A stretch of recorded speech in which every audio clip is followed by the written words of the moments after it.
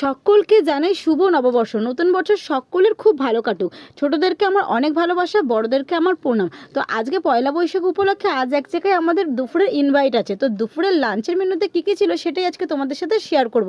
তো দেখো, প্রথমেই এখানে দিয়েছে স্যালাড, তারপরে ছিল ফ্রাইড রাইস, আর ফ্রাইড রাইস আর সাদা ভাত দুটোই ছিল।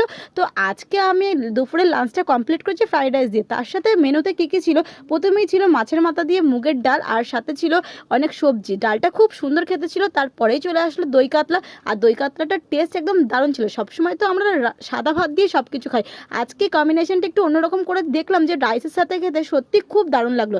তারপরে ছিল এখানে আমের চাটনি, আর সাথে পাঁপড়। পাঁপড় দিয়ে চাটনি কিন্তু দারুণ লাগে। আর সব শেষে ছিল মিষ্টি। তো মিষ্টিটা দেওয়ার সময় একটা জিনিস হয়েছে, আমাকে এখানে মিষ্টি দিতে ভুলে গেছে। তখন আমি বলছি কি রসগোল্লাটা দেবে না, তো আমি হাত পেতেছি, তখন বলছি রসগোল্লা দিতে ভুলে গেছি, তাহলে তুই হা কর। তো আমি হা করেছি, আমার মুখের মধ্যেই দিল। খুব মজা করেছি সবাই মিলে, দিনটা খুব দারুণ কেটেছে।